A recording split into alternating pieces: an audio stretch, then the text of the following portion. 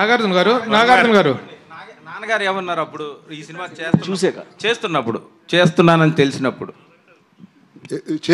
తెలిసినప్పుడు I was very happy. ఆయన best friend కొడుకు అబ్బాయి రామ్ గోపాల్ వర్మ, సౌండ్ రాజు గారు మా ఇంట్లో మా స్టూడియోలో పనిచేసేవారు అక్కడ.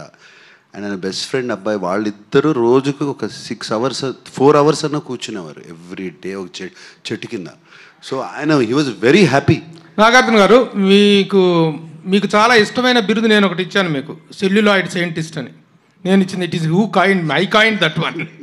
ఆ సైంటిస్ట్ కనుక్కున్నటువంటి ఒక ఇన్వెస్టిగేషను మిస్టర్ రామ్ గోపాల్ వర్మ. మీకు ఈయన వరుసగా అందరినీ పడగొట్టుకుంటూ వచ్చాడు, అందరినీ బుట్టలో వేసుకుంటూ వచ్చారు. అన్నపూర్ణ సురేంద్ర గారిని, వెంకట గారిని, వీళ్ళందరినీ వేసుకుంటూ వచ్చాను. నాగార్జునాన్ని కూడా వేశాను. బట్ మీకు ఎప్పుడు కాన్ఫిడెన్స్ వచ్చింది సార్? ఫస్ట్ సబ్జెక్ట్ చెప్పినప్పుడా, లేకపోతే కాపీ చూసినప్పుడా? వాట్ మీ కాన్ఫిడెన్స్ లెవెల్స్ పెరుగుతాయి కదా as it goes on, the shooting is going on. When you really got confidence that you are going to hit అనేటువంటిది? Confidence you going to hit the film అనేది అది లేకుండా ఎవరు ఏమీ స్టార్ట్ చేయము. ఫస్ట్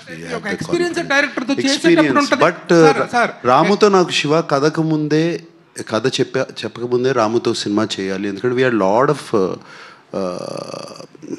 ఇంటరాక్షన్స్ అండ్ జరిగాయి కలిసేవాళ్ళం. నా అవుట్డోర్స్కి వస్తూ ఉండేవాడు తను. సో అప్పుడే డిసైడ్ అయిపోయాను మైండ్లో.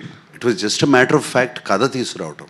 కథ తీసుకొచ్చినగానే I like the story, I like the sensibilities and it was very simple. తర్వాత డెసిషన్ తీసుకోవటానికి ఒకసారి డెసిషన్ తీసుకున్న తర్వాత standing by also was simple for me.